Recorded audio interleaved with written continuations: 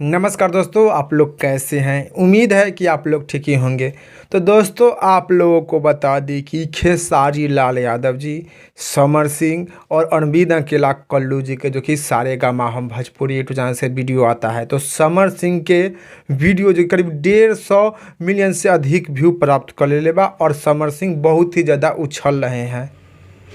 समर सिंह से बेसी व्यू अरविंद अकेला कल्लू जी के बा, लेकिन समर सिंह के एक गाना बा जो कि सारेगामा हम भोजपुरी यूट्यूब चैनल पर जो कि 150 मिलियन से अधिक व्यू प्राप्त कर ले बा और समर सिंह बहुत ही ज़्यादा उछल रहे हैं। सारेगामा हम भोजपुरी यूट्यूब चैनल पर खेसारी लाल यादव जी के करीब 140 मिलियन व्यू बा वीडियो के, लेकिन समर सिंह बहुत ही ज़्यादा उछल रहे हैं और समर सिंह बोल रहे हैं कि खेसारी लाल यादव मेरा रिकॉर्ड नहीं तोड़ पाया है।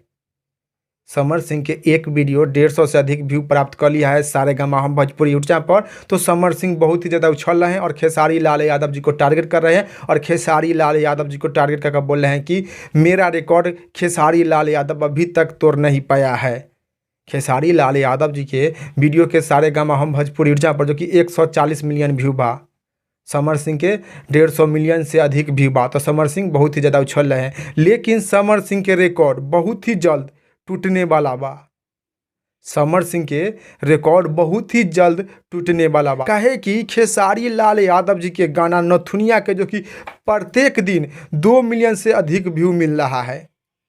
खेसारी लाल यादव जी के नथुनिया गाना के वीडियो के प्रत्येक दिन सारेगामा हम भोजपुरी जहाँ पर 2 मिलियन से अधिक व्यू मिल रहा है। तो खेसारी लाल यादव जी के नथुनिया गाना के वीडियो के जो कि अभी तक 109 मिलियन व्यू प्राप्त कर ले बा।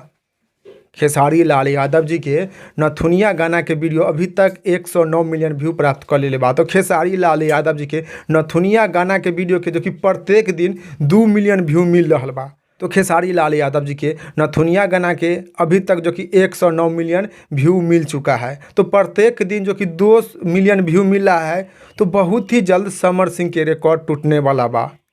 समर सिंह के एक वीडियो के सारेगामा हम भोजपुरी चैनल पर 150 मिलियन से अधिक व्यू मिल गया है। तो समर सिंह बहुत ही ज़्यादा उछल रहे हैं और खेसारी लाल यादव जी को टारगेट कर रहे हैं। तो समर सिंह कुछ दिन और इंतजार करी और कुछ दिन के बाद ही आपका रिकॉर्ड टूट जाएगा। नथुनिया गाना के वीडियो के प्रत्येक दिन 2 मिलियन व्यू मिल रहा बा। अभी नथुनिया गाना के वीडियो के बाद 109 मिलियन व्यू बा। तो 10 से 15 दिन के अंदर में समर सिंह के रिकॉर्ड टूट जाए।